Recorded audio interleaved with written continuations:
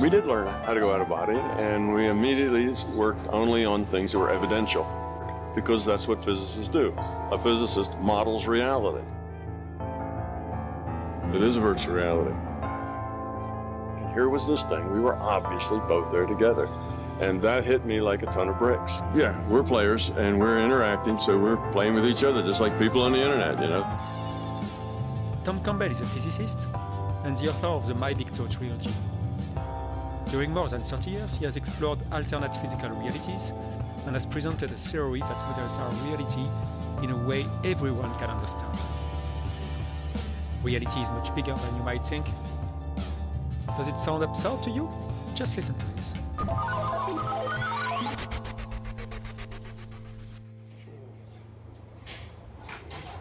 Well, I had just gotten out of graduate school where I did thesis work in experimental nuclear physics and took a job in technical intelligence.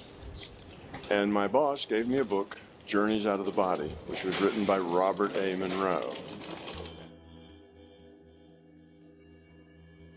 So my boss hands me the book and says, Tom, read this. I want to know what you think, because I'm just a fresh physicist, you know, just out of school. And I read it, and what I told my boss was, well, if this guy's just making it up, you know, and trying to sell books, then he's got a good imagination. If it's real, then that means there's a whole lot of reality out there that's structured and can be understood that I don't know anything about, and that's exciting. But how would you ever know? How do you know which one of those it is?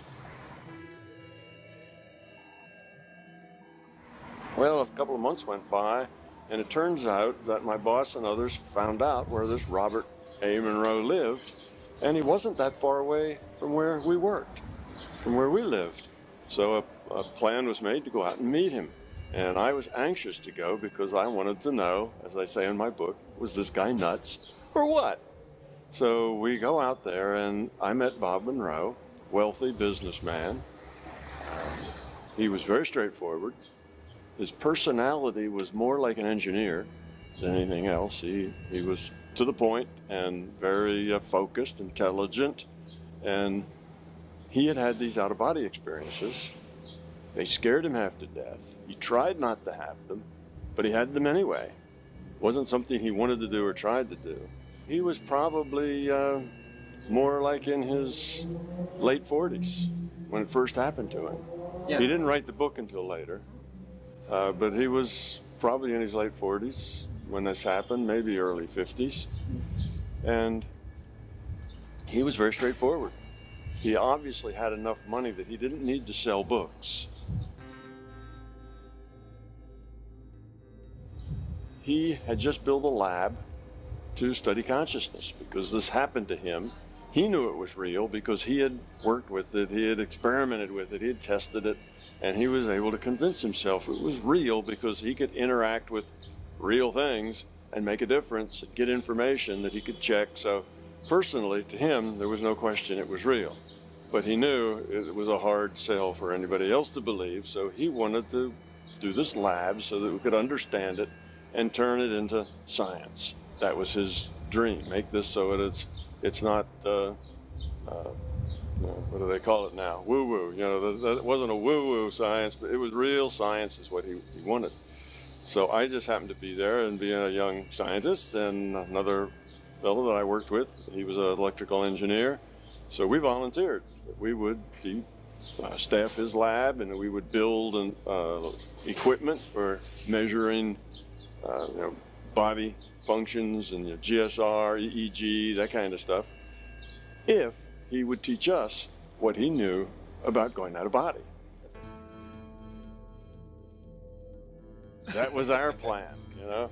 And Dennis Mennerich was the guy's name, and he and I talked, and neither one of us was too sure that this was going to be a real thing. You know? So we both kind of talked and said, well, if this turns out to be just, you know, foolishness, then we can always leave. You know, we're not stuck here. So we said, sure, we'll do it. And that started the two of us, going out to meet with Bob Monroe, and we would spend a couple of hours building equipment, doing other things, and experiments.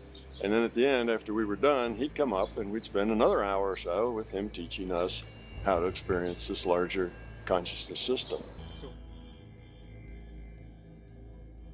Yes, so he was able to teach us this, and within a year and a half, Dennis and I were accumulating evidence, just as Bob had, that this was real, and he taught us how to go out of body. At least that's the term. Out of body is just a metaphor, but he taught us to do that at will when we wanted to, and we, of course, first needed to do things that we could check, because if you just go out and do something, totally outside of this reality, then there's no way to tell whether that was real or is that your imagination.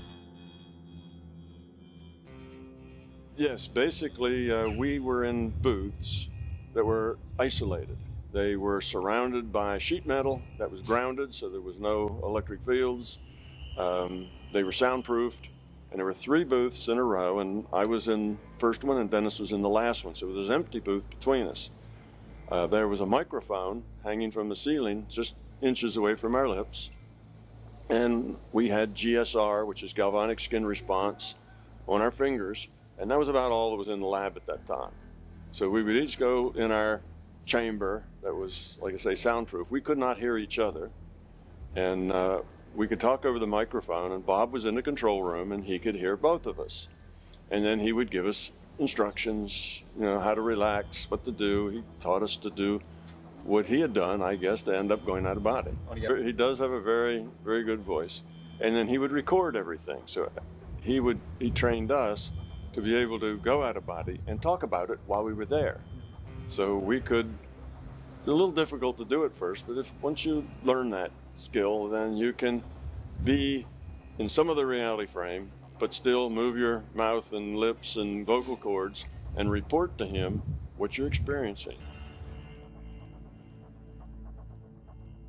Yeah, well, out of body's a misnomer. You don't go out of your body. That's a term that Bob gave to it, and it represents some beliefs that go back, 70, 80 years ago about, the soul being in the body, or what do they call it, an astral body, being in the body and it leaves the body, and it doesn't work like that at all. But that's the term, going out of body. We did learn how to go out of body, and we immediately worked only on things that were evidential, which means basically remote viewing. We'd go places and we'd be given coordinates or some other sort of thing, and then we would say what was there, and then we'd check it to see what was there. We worked some on healing, some on reading numbers written in a blackboard in another room, of course written on the blackboard after we were in the booths. Bob could talk to each of us individually, or both of us at once, so we were isolated completely, but Bob could hear us both. Yeah, those recordings still, you can find them on the web, on the internet. They're still there. The old, we were called Explorers, the old Explorer tapes, and they were taken on cheap cassette tapes. This is Robert Monroe speaking. The following is made up of material taken directly from the voice tracks of Explorer sessions held here at our research facility. We offer them without our evaluation or comment, so that you can learn from them as we did, and form your own interpretation or analysis of what took place. We learned this, and my job, being a physicist, was to try to understand how did it work, because that's what physicists do. A physicist models reality. That's kind of the definition of physics, if you will. We look at reality, try to come up with models that explain how it works.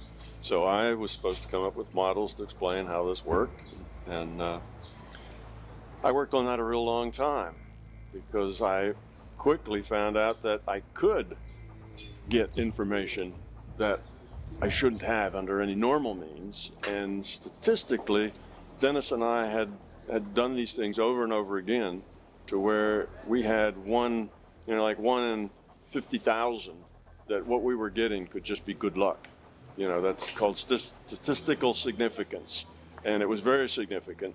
So we knew intellectually that we were somehow getting information that should not have been available to us under any normal means.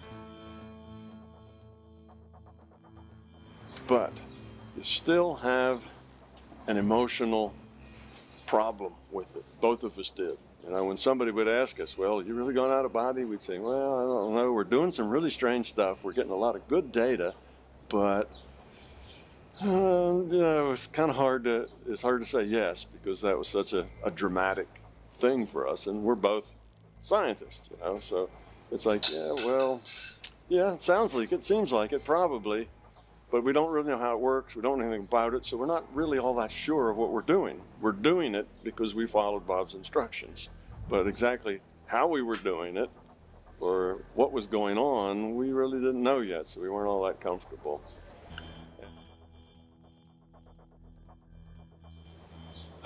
One experiment that Bob gave Dennis and I was to go out of body together. Just something that Bob thought of would be an interesting experiment to try, because we'd tried lots of different experiments to see, you know, to collect evidence, because he knew that we had to, you know, come to the realization that it was real on our own from our own experience. Just him telling us that wasn't sufficient. So this experiment, Dennis and I were to leave our bodies. We were to go up above the lab, in the air, up above the roof, connect with each other, and then go off and have some experience anywhere we wanted to. It was open to us to do whatever. So we did that. And we were probably 2 hours in that experience. And we met people, had conversations, saw things, we talked to each other a lot, and so on. Now, this talking to each other wasn't actual. I never heard anything that Dennis said. He never heard anything that I said. We were in soundproof rooms, and Bob had us on separate channels, and we never were on the same channel. So we were disconnected from each other, both electromagnetically and acoustically.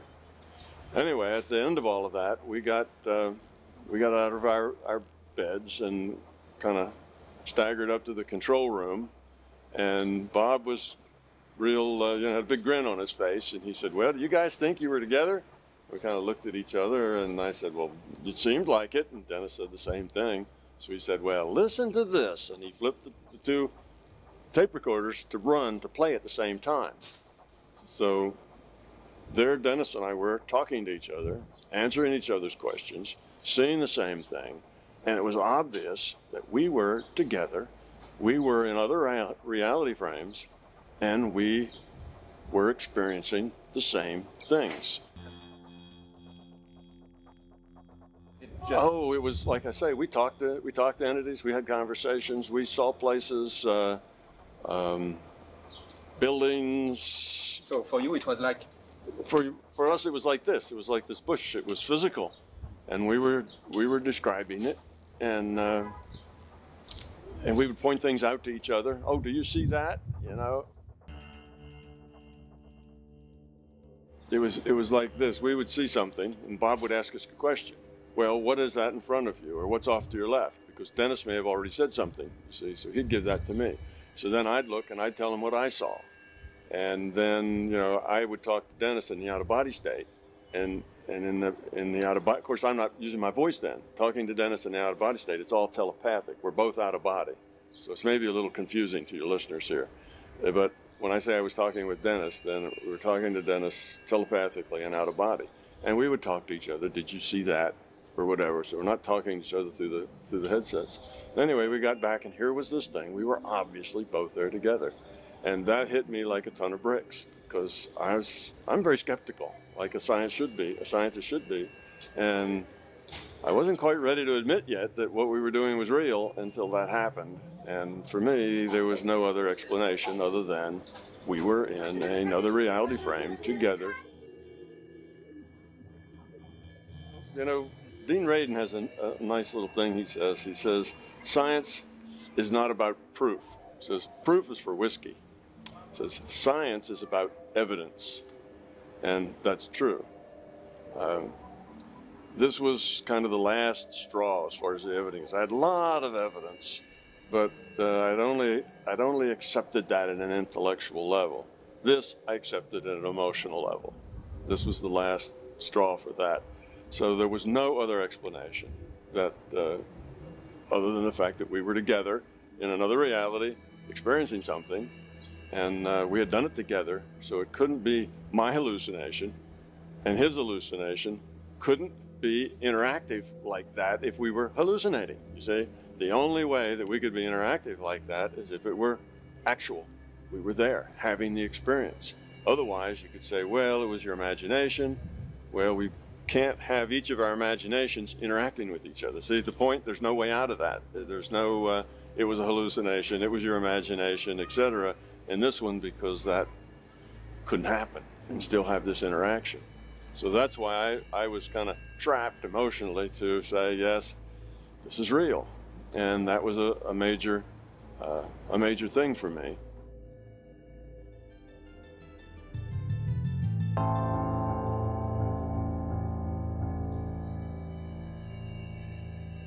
After that, I didn't ask the question very much, is this real? I just asked the question, what's going on here? What are we doing? Why are we experiencing this phenomena? And I spent the next probably 35 years trying to answer those questions. And eventually, I thought I understood it well enough and had a theory together that explained all the data points that I started writing books. And that's the My Big Toe trilogy of books. That was published in 2002, in February. And since then, of course, I've learned more.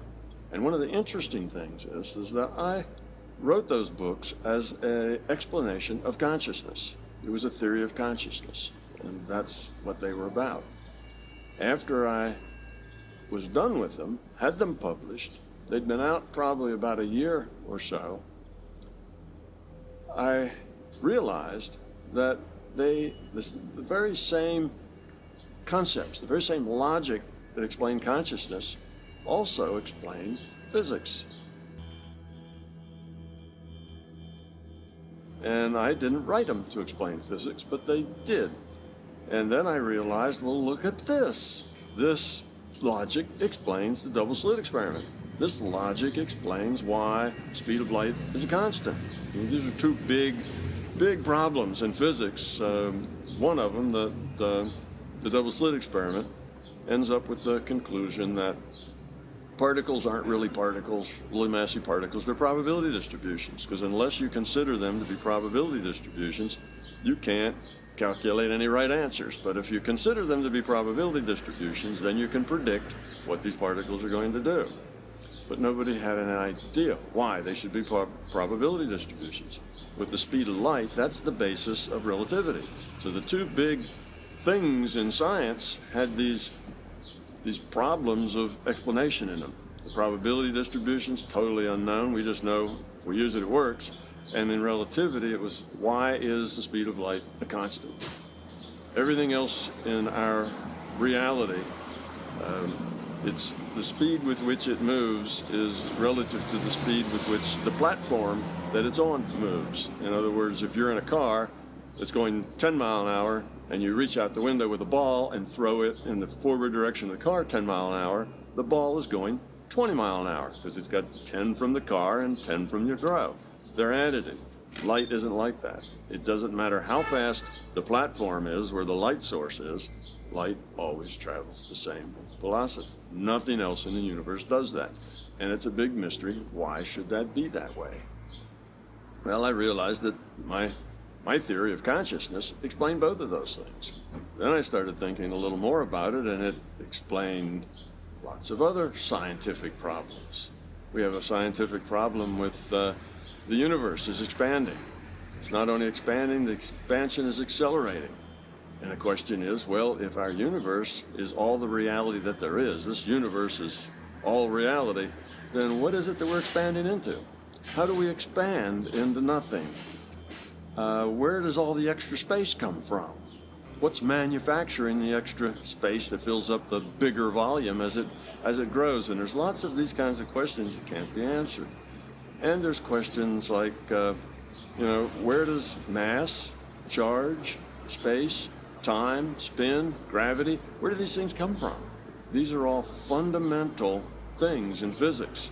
And all of physics is based on understanding the interactions of them. But all of these fundamental things have no source. They have no causal connection. They have no causal chain. What makes mass? What makes charge? Well, we can break charge down. We can say an electron's charge comes from quarks. But what makes charge on quarks? You say, well, nobody knows. So the most fundamental things in physics have no causal chain. They just are. Same with the Big Bang. Where did that ball of plasma come from that went bang?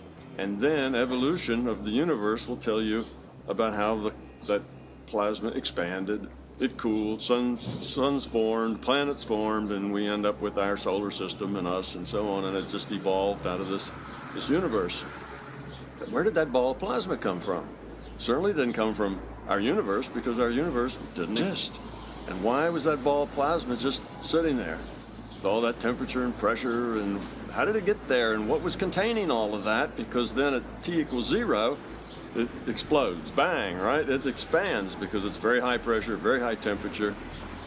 But how did it just get there and sit there and wait for t to be 0, you see? So we have all these problems in physics, all these paradoxes that just don't have answers. And this theory of consciousness answered every one of them logically, and with no added hard problems, no added assumptions. It's just two assumptions in it. Consciousness exists and evolution exists.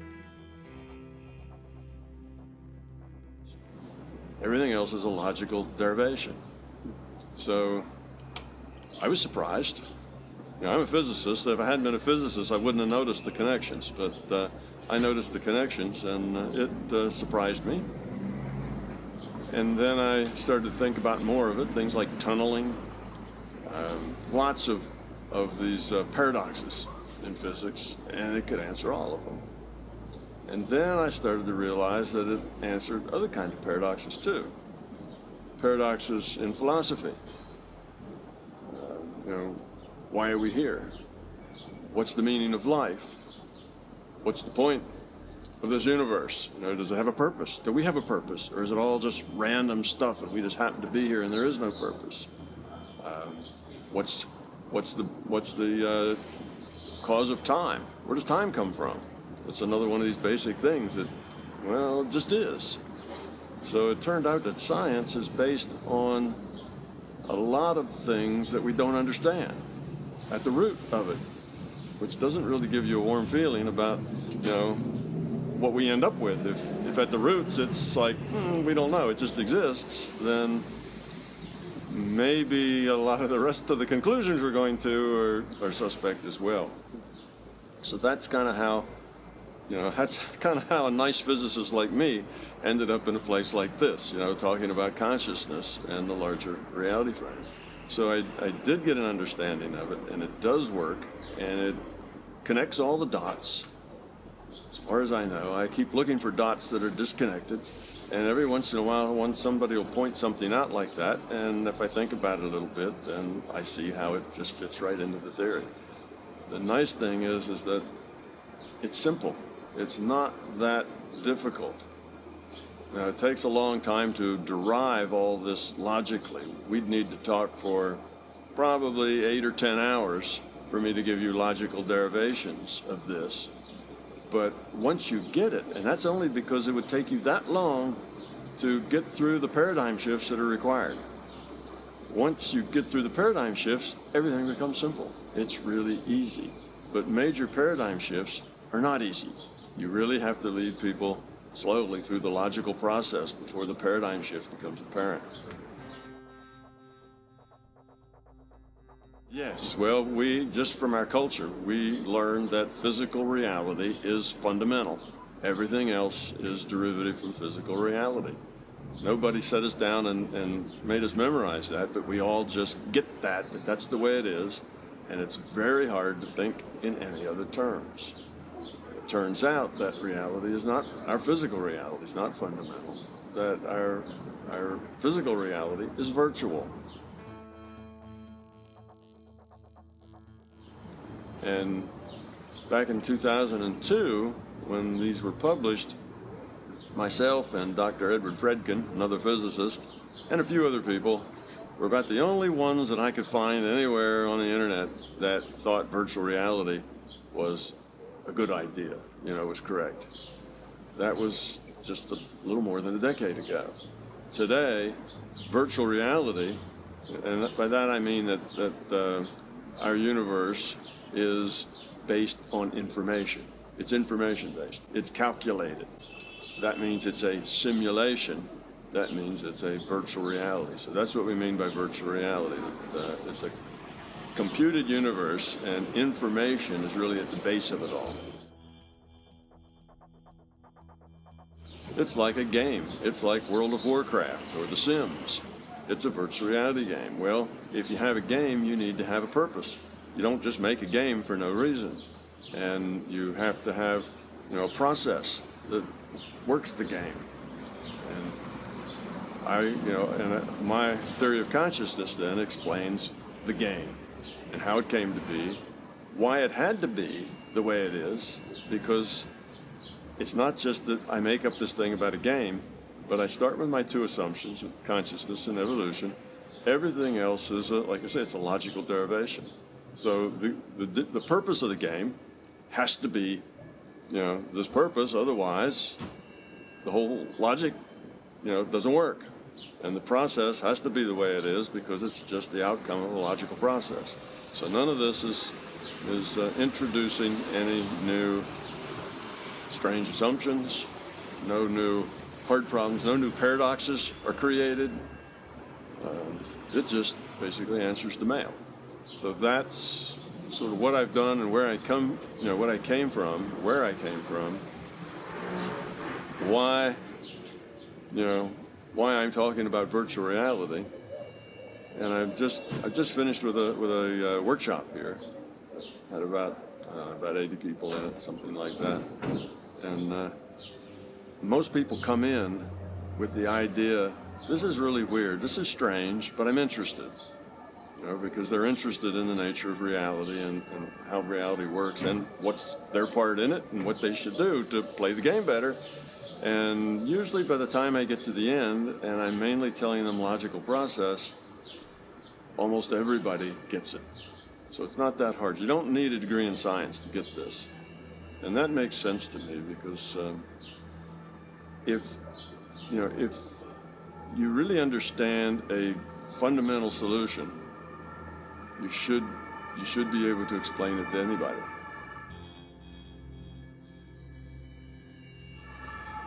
Any reasonably intelligent person ought to be able to get it.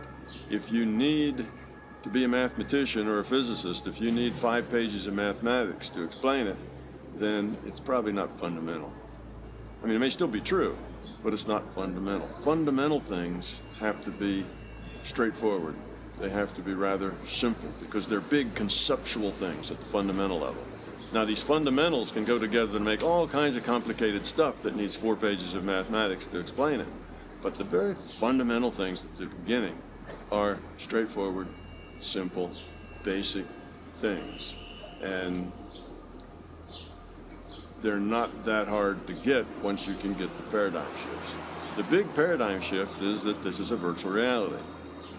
Today, probably 20–30% of the physicists think that's a good idea because their experiments are forcing them to think that's a good idea. They do experiments now at the CERN experiment where they were, looking at the hadron, what do they call it, the God particle, Higgs boson. They were looking at the Higgs boson. And you can go to YouTube and listen to some of these scientists talk because a lot of them were interviewed because the Higgs was a real big deal, about a year back or so. A lot of news, a lot of interviews. Validates quantum physics. Yeah, and what you'll hear them saying is things like, we used to think of an electron as a piece of mass with charge, but we don't talk about it like that anymore. Now we talk about an electron as a point with the attributes of mass and the attributes of charge. Well, if you're going to simulate an electron in a computer, you simulate it as a point with the attributes of mass and the attributes of charge. They're having to approach physics as a virtual reality. It's based on information, attributes of information, not on a materialistic viewpoint of mass and space and so on. Space is a computation. And you find out, when you look at quantum mechanics, you realize that the fundamental thing at the root there that makes the difference, it's information. Information's the key. So modern physics experiments are dragging the theory into virtual reality. That's where the answers are. That's what you have to understand if you're going to understand the results of the experiments. So it's gone from nobody takes it seriously to a real serious concept within physics departments everywhere. See, so that's good. That's good for me, because that is the way this reality works.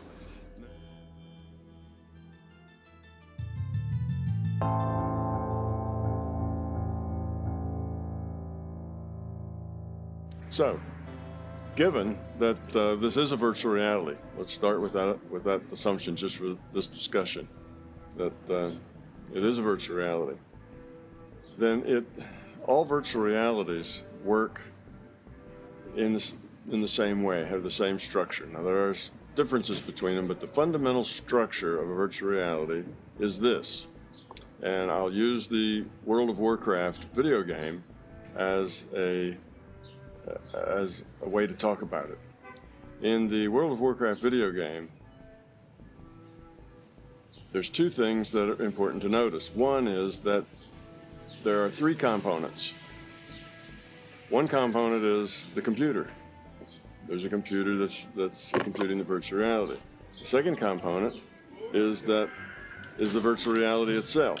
That's the computed reality, and that's on a hard drive. It's a dynamic reality, but it's just data, information on the hard drive. And then the third component is the player.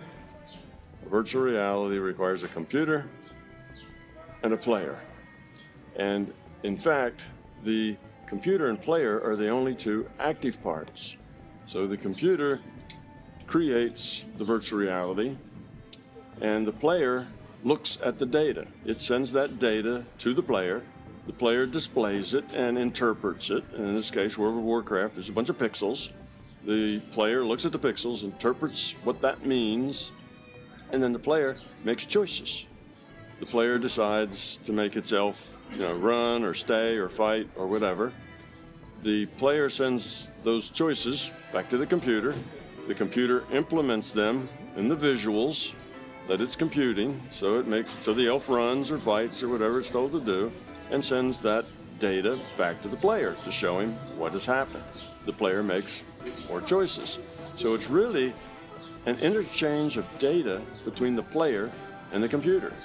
The virtual reality itself is just information on a hard drive someplace that keeps getting updated, every so often.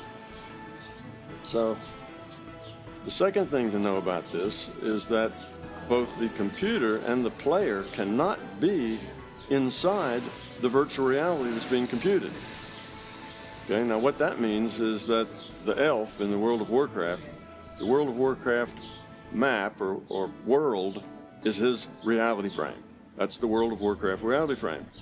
The computer cannot be inside that reality frame because a simulation cannot simulate itself. So the elf is never going to look around in the World of Warcraft reality frame and find the computer that's computing it. To the elf, the computer is non-physical. To the elf, the World of Warcraft map is physical. If the elf runs into a tree, he bounces off. He has to open doors and walk through them. He doesn't walk through walls, so he lives in a physical reality. The computer is non-physical to him. And the player? Yeah, and the player is non-physical to him in exactly the same way. The computer and the player have to be in the same reality frame because they're exchanging data. The player is the person with the keyboard and the joystick and the monitor who's playing the elf. The elf is their avatar, and the player is the one making the decisions. The elf itself makes no decisions. It's just data on a hard drive someplace. It's a virtual reality. The player is that virtual avatar's consciousness. Okay, so the player serves the function of the consciousness for the elf. So the elf just sits there and does nothing until the player makes a choice: run, stay, fight, jump, dance, whatever it is. The elf does that when its consciousness, the player, tells it to do that. But what's going on is an exchange between the player and the computer. Both the player and the computer have to be in the same reality frame, because you don't exchange data directly across reality frames. You know, different reality, the data doesn't flow. That's what reality means. You're contained. Right. So you see, we just made the point that in any virtual reality, this is the way it has to be. This is not just World of Warcraft. This is a fundamental nature of a virtual reality, that within the reality, from the viewpoint from inside the reality, both the player, which is the consciousness controlling the avatar, and the computer are non-physical. They exist in some other reality frame, and that other reality frame is the same for both. They both exist in this other reality frame. Now, the other thing is that consciousness is information. That might strike people as strange, but if you think about it, what are you conscious of? What is your consciousness? It's your awareness. How do you have awareness? You get data from your senses. You get auditory data, you get visual data, you get smell data, you get touch data, you get all this data from your senses, and you take that data and interpret it to be something, just like the player interprets all the pixels on this flat screen in front of him to be that reality. We take all that data from our senses and interpret it to be this physical reality. We. Now we have to define, who is this we? Okay, now let's get to this reality. If, like physics is telling us now, that reality is virtual, then this, what we see as physical, is only information on a computer. That's what they're saying. It seems to be information-based, and that our consciousness is in another reality frame other than this one. And the computer is also in that same reality frame that's other than this one. Well, we know that consciousness is about information. It's information processing, taking in information and then interpreting it into be a reality. We know that computers are information processors because we know that's what computers do. They're both in the same reality, and it makes sense then that the computer and the consciousness are connected somehow. Well, yeah, they're communicating, right? They have to be connected, they're communicating. So, yes. So you see, consciousness is the player. And when you're the player in World of Warcraft, you are the elf's consciousness. Consciousness can't be on a hard drive. That doesn't make any sense. Consciousness makes choices. Data on a hard drive doesn't make choices. Consciousness has to be some other reality frame. So it's easy to see in the World of Warcraft that the consciousness and the computer are in the same reality frame, and that the elf is in a frame that the elf finds to be physical, and the elf is just information. It's just information on a hard drive. Okay, so that makes sense, but now we extrapolate that to our reality. Okay, here we are in this physical universe. It's just a virtual reality. What does that mean? That means our consciousness is in another reality frame that is non-physical to us. That the computer is in another frame that's non-physical to us, and that they're both in the same frame. They're both information processors. So we think then that this other reality frame is what I call the larger consciousness system. It's a digital information system, and part of that digital information system serves as the computer. Another part of that digital information system serves as the consciousness. Okay? So the player. As the player, right. Serves as the player of the game.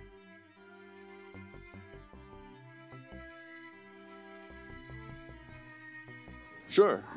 And this larger consciousness system, as it evolved, well, maybe I can say this quickly. Evolution of an information system is based on lowering entropy. Information, well, let's say this. If there's no information, it means all the bits are random. Okay, that's no information. If some of your bits are structured, in a pattern, in a design, to mean something. Now you have information. So information is structure as opposed to randomness. If that structure goes away and there's nothing but randomness, the information's gone away. So an information system evolves, creates more useful, more significant information. That's how you evolve as an information system, by lowering its entropy, changing random bits into structured, meaningful, significant bits. So we have this larger consciousness system, and what it's trying to do is evolve. And the way it evolves is much like the way our biology evolved. It evolved through experience. Well, if it's just a monolithic thing, experience is very limited. So just as our biology did, it broke itself into pieces. Like we had one cell, and then we had multiple celled things, multiple celled animals of some sort, creatures. And the same here. So this conscious system evolves, broke itself into pieces, so that these pieces could interact with each other. Well, breaking into pieces provides a lot of novelty, a lot of interaction, a lot of new ways of interacting, because now it's various pieces, each with free will, interacting with other pieces, and it's really hard to tell how that's going to get out because they're all have free will. Okay, so that's us. We are these individual units of consciousness, not our bodies, our consciousness. Our consciousness is in this non-physical reality with this non-physical computer, all of which we call consciousness, and this body and this bush and everything here in this physical universe of ours is virtual. It's a virtual reality. That's what the experiments in physics are telling us. It's based on information. It's not what we thought it was. It's information based. So here we are now. We're not the fundamental reality. We're just a virtual reality. And who are we? We the body? No, see, that's wrong. We the consciousness. We're the consciousness. And we're getting data over a data stream from a computer, and we interpret it as this reality. So then that's kind of in a nutshell what my theory says.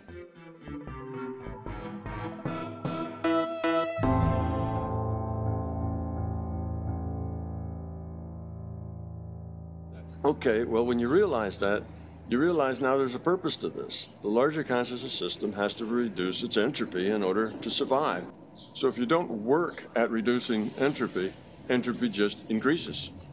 To reduce entropy, you have to keep making an effort to reduce entropy.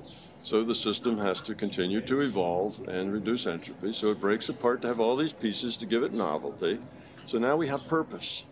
Well, what's our purpose? Our purpose here is to reduce entropy. Well, what does that mean? In a social system where you have interacting entities and their job is to reduce entropy, it turns out that they do that most effectively in their social interaction with cooperation, with caring, you see? And I had that under love. Okay? Caring and cooperation, I guess, are two of the main ideas. On the opposite end or the way that they could interact would be fear. Fear is the opposite of love. And if you had a social system and all of the pieces were interacting with fear, that would raise entropy. With fear, there's no trust. With fear, it's all about me. It's me against everybody else. What can I get? And then how can I keep it? And then I have trouble keeping it in this kind of law of the jungle world. So me and others will get together to form a little mutual defense pact so that we can keep our stuff and we won't steal each other's.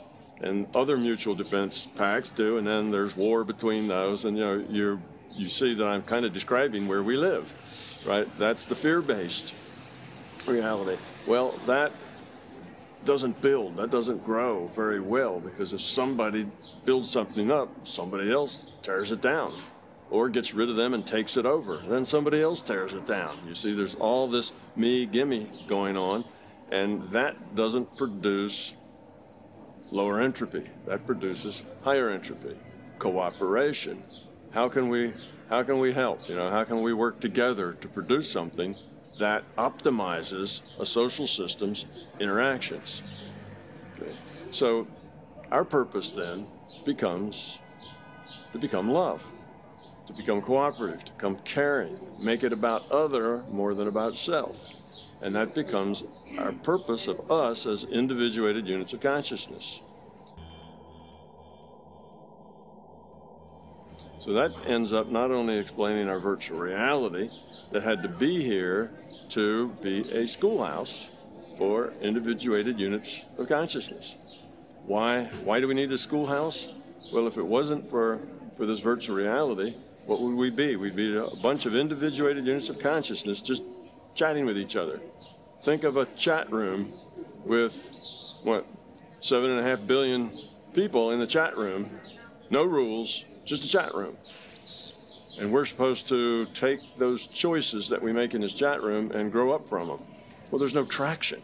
How can you grow up when you have no idea whether anybody's telling you the truth, whether the effect of the information you send, they don't know the effect of the information you receive. There's just no traction, no feedback in the system. Well, the way you get feedback is by making rules. Make the system such that there's constraints in the system and how people have to deal with the constraints, and make it a multiplayer game so that they interact with each other and have to deal with the constraints of each other and with the stuff. So the more rules, the tighter rules you make, then the more physical it looks like. So we're in a rule set that's pretty tight. It's called our physics. That's the rule set. And we can only interact here according to our rule set. I can't jump 100 feet in the air because the rule set doesn't support it. See, it's that sort of thing. So we have to abide by our physics. So our bodies, our physical systems, are avatars, just information on a hard drive. Our consciousness is non-physical to us, but it's a more fundamental reality than this reality. See, we're not in the fundamental reality, we're in a computed reality. Our consciousness is the fundamental reality. We're here so that we can make choices, because by the choices we make, we either increase entropy or decrease entropy. If we're going to evolve our consciousness, and I call that evolve the quality of our consciousness, we need to decrease entropy. That's what the system does. That's how the system stays alive. That's how it lowers its entropy. So we've got a job to do, and it's to become love. Now, how does one go about that? So I'm kind of quickly going through the parts of the theory, but how does one do that? Well, one finds out that if you're in a reality game like this one, and you're in this schoolhouse, we could call it an entropy reduction trainer, sort of like a flight trainer that the pilots get into. This is an entropy reduction trainer. And if you are increasing entropy, you're going the wrong direction. You're creating a problem rather than part of the solution. And when you do that, things just don't work out very well. If you're in the World of Warcraft and you just don't play the game right, you do things that are all counterproductive, you just don't get anywhere. You see, the game is made for a reason. So we have fear. Fear creates two other things. It creates ego, I want, I need, and it creates beliefs. If you have fear that there's something important you need to know, but you don't know it, well, then you can just believe it, because the fear of the unknown is worse than, just making a belief and live with it. So we create a lot of beliefs with our fears. So the ego, the fear, the beliefs are what we need to overcome. And as we overcome, we evolve the quality of our consciousness. So individuals who have a higher quality consciousness, they tend to live in a state of happiness. They enjoy life, love, caring. They're very positive people that mostly positive things happen to. People who are bound up with their fear and their ego and their beliefs tend to be unhappy people who are kind of miserable because they're trying to swim against the current, if you will. They're doing the wrong thing in this entropy reduction trainer. Yeah, there's games like there's rules, and that's just the way it works. So when you are Your ego causes you misery.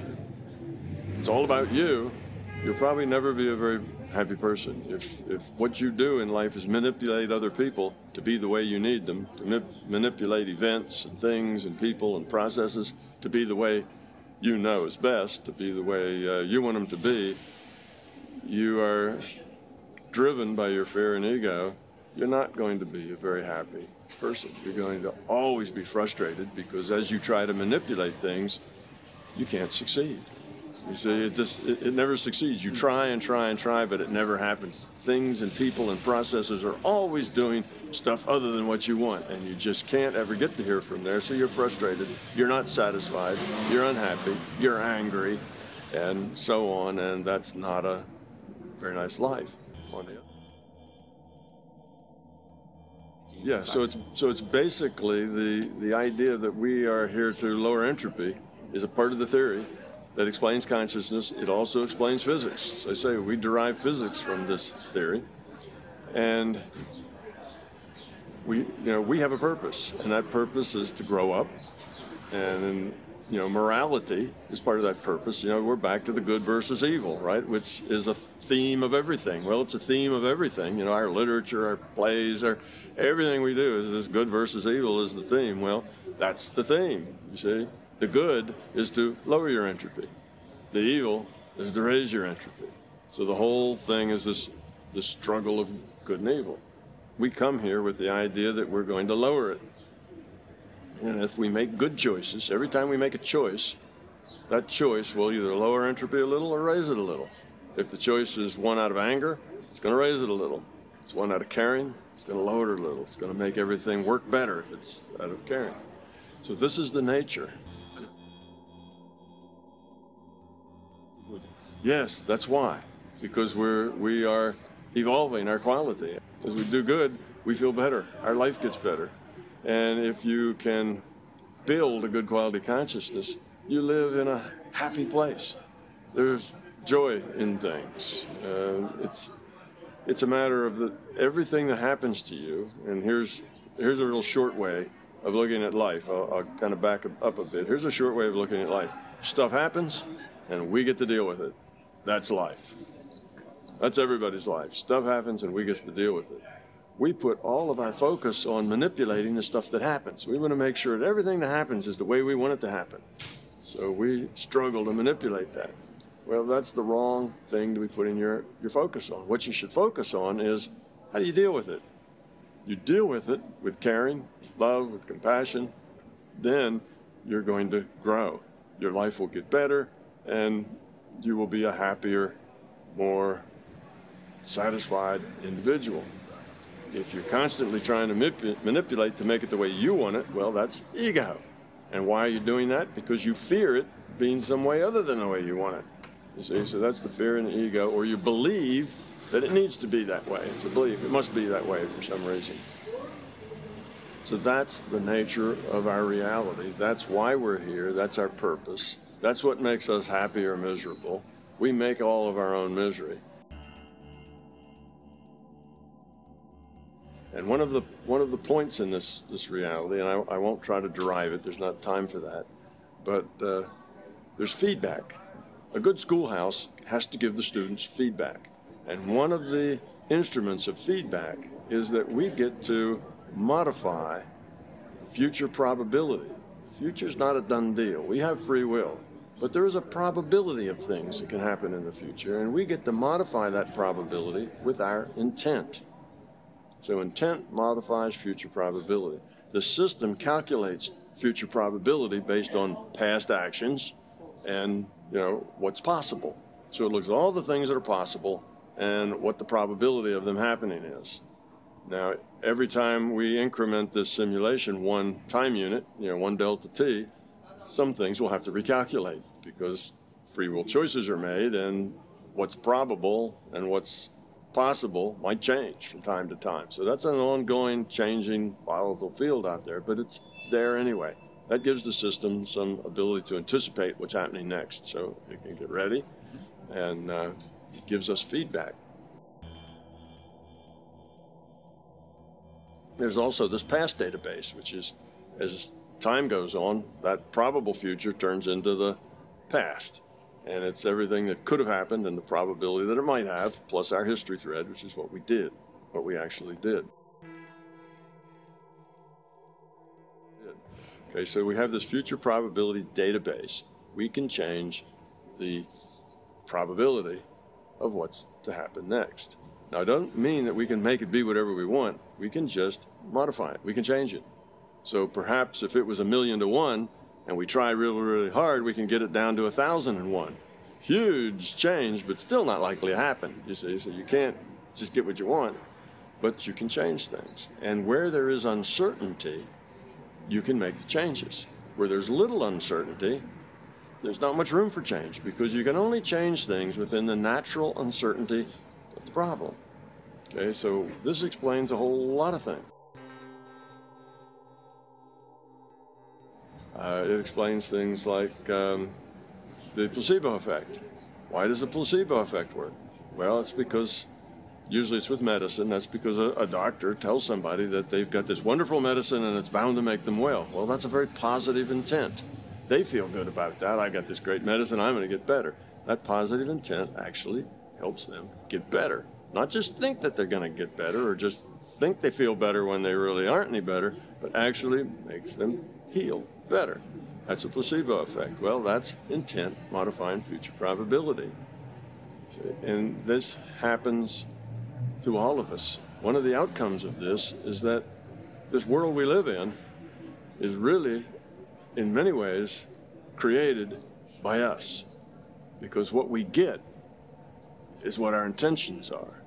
Because we're nudging or helping things to come into the reality, the future to come into to our reality in the present based on our intents.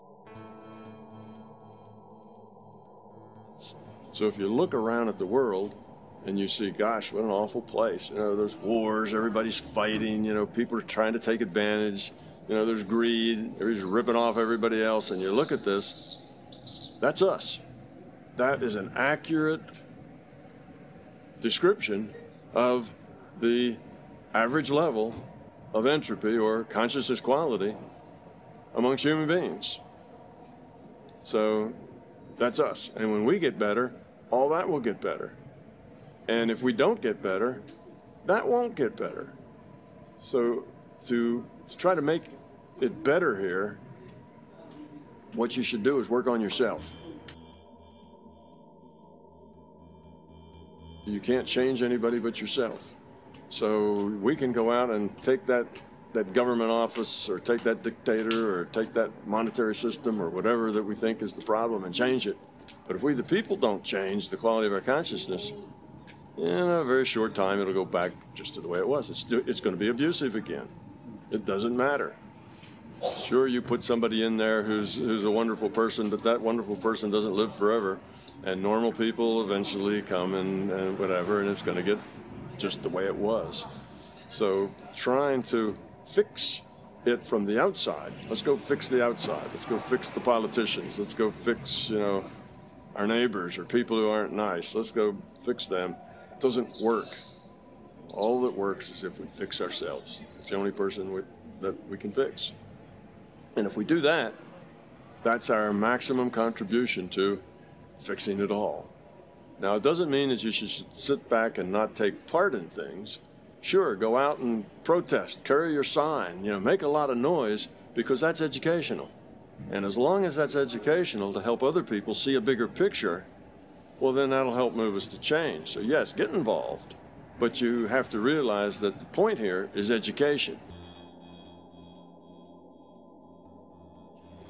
Not burning something down, not, you know, executing the bad guys, not replacing the president or whatever. That's not the key. The key is to educate people so that they see the bigger picture. And as they grow up, our institutions, governments, you know, economic systems, they will get kinder and gentler as we get kinder and gentler. And they will not get kinder and gentler if we don't get kinder and gentler. So it's up to us, you see. And like I say, your maximum contribution is to get yourself improved to a higher quality consciousness. So that's kind of the big picture with physics and where I started. And basically virtual reality is the key to this idea. It answers all the mail, and I mean by that it runs, it connects all the dots in science, in philosophy. The Buddha said that this is all illusion. Maya, it's just illusion. Well, this is a virtual reality. But it was pretty close to being right on then. We've probably heard the expression that, love is the answer. It's all about love and caring and other people. Well, that's true. That's what it is. We hear things like, we're all one. Well, yes, this is a larger consciousness system, and we are all connected, and we're all netted. So we can communicate to each other through this consciousness net, if you will.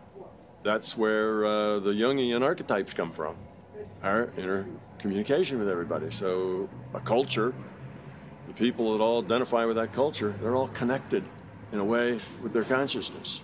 You see, so that's how you learn through your culture that this reality is just physical. Well, it's not true, but it's a cultural belief. So you just get it. You get it out of the air. Nobody explains it to you. It's just there. It's part of your consciousness.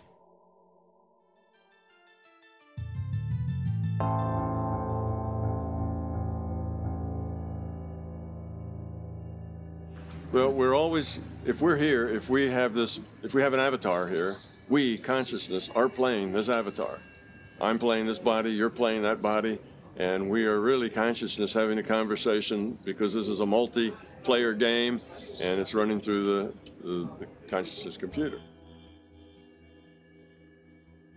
Yeah, we're players and we're interacting, so we're playing with each other just like people on the internet. They all play World of Warcraft together. So we're players.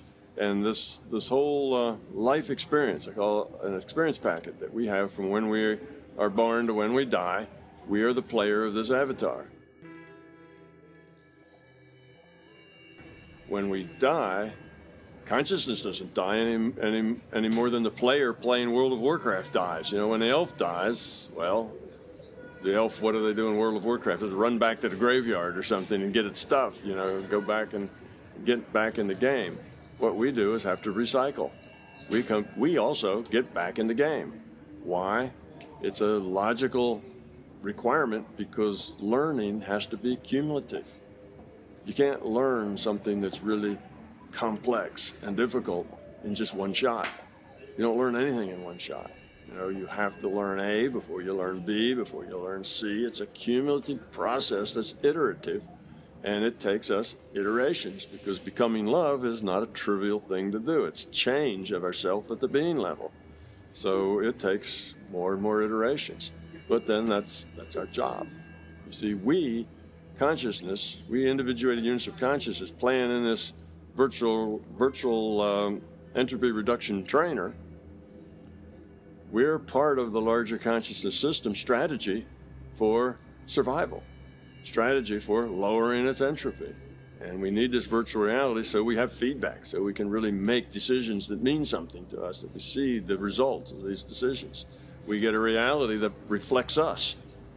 Now that tells us how we're doing. Go read a newspaper and look at the evening news. That's how we're doing. So we get this feedback. So that's us. So we die.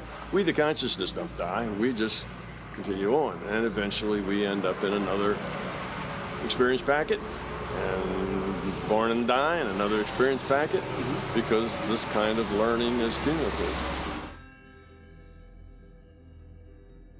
It's possible, yes. Sometimes we do. Sometimes an individuated unit of consciousness will have two players going. Well, it's just, when you think in terms of digital information systems, there's a huge amount of flexibility there. So you can do almost anything in a digital system. So yes, it's not the norm. It doesn't happen as much as not, but yes, sometimes a player will have multiple incarnations, we'll call it an incarnation or experience packet, at the same time. And sometimes multiple players will work together. They will incarnate as a group, if you will, such that they can interact with each other because they have found that they are good at bringing out the things that need to be brought out in each other.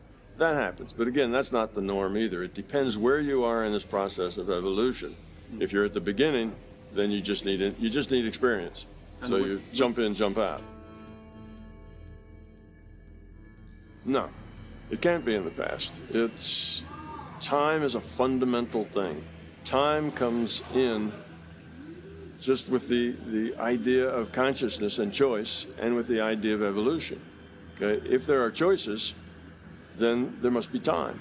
If there's evolution, there must be time. See, if you have a choice, then there was what there was before you made the choice and what you had after to make the choice, because the choice makes a difference. So there's a before and after state. If you've got a before and after state, you've got time. If you're going to evolve, then you're changing from this state to that state. Evolution requires time. Time is very fundamental. So time moves forward. Progress moves forward. And the past is not evolving. It's just a record.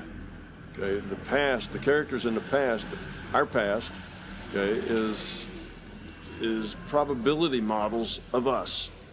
It's all of us, not just the things we did, but everything we thought, everything we felt, everything about us is then in that past record. Yeah, no, they're not all to the same clock, but they all are moving in the same direction, because the virtual reality is computed and it has an outer time loop, so that every delta t it goes and recalculates everything. And on your computer, that's called a refresh rate. If it's an older computer, 60 times a second, your computer gets refreshed, which means all the pixels get, recalculated. The intensity and the color all get recalculated. Every pixel, every 1/60th of a second. That's the delta t I'm talking about. So our virtual reality has that delta t, that is its refresh rate, and that's specified in order to produce the time resolution that we need here to make this a smooth, good virtual reality. Just like there's also a delta x that specifies the resolution in space. So Planck time and Planck space. Planck time, Planck space, you divide space by time, you get a velocity. And that is the speed of light, because the time, the delta t time, has to be a constant, because you can't have a refresh rate that's all over the place. Otherwise, your reality is very weird, very squirrely. It's not the kind of good learning lab. And you can't have space that comes in, pixels that are big pixels and little pixels, because everything gets distorted like a funhouse mirror. Everything's distorted in space. So the delta t needs to be a constant, and the delta x needs to be a constant. Planck length, Planck time, divide them, you get c. So that's the constant.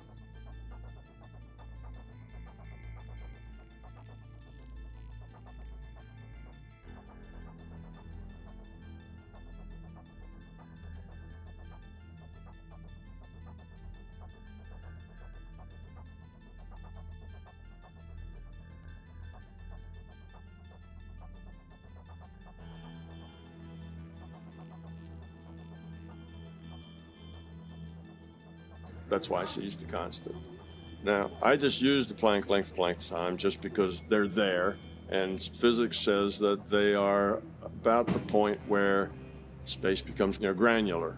Space becomes granular at about Planck length, and the time becomes granular at about Planck time. So I just use those. Now, it may turn out to be something other than those, but let's talk about those because that's our best guess, right, at this time. But in any case, a virtual reality needs a delta t and a delta x to specify the resolution both in time and space. That's what you start with, because that specifies the throughput and the memory requirements of the computation. So what you're here to do, if you want to know, well, what should I do? What does this mean to me? Then what it means to you is that what you're here to do is to get rid of your fear and get rid of your ego and grow up. And that will make your life better and everybody else's life better as well. That's being part of the solution. If you don't do that, then you're part of the problem. So if you want to be part of the solution, we need to get rid of that fear. How do you get rid of fear? Well, fears are hard to find, because most of our fears are buried down in our subconscious and we don't even know they're there, but they push us around all the time. The way to do this is, instead of going after the fear directly, realize that the fear creates your ego and your beliefs. Well, beliefs are kind of sacred to people and they don't want to question them, so that leaves us with the ego as a good way to approach this. So when do you have ego? When are you exhibiting ego? It's whenever you feel negative. If you're angry, if you're upset, if you're anxious, if you have anxiety, if you're frustrated. See, all of these things are negative feelings, and they all are fear-based, but they are an expression of ego. It's about you. The fear is always about I. It's always about self. So the ego is concerned with self. So if you have any of these negative feelings, if you feel unhappy, if you feel, unlovable, if you feel incompetent, if you are unsure, if you are insecure, well, all of this is ego. Trace the ego back to find the fear that creates the ego. That's how you'll find the fear. And when you find that fear, the only antidote for fear is courage.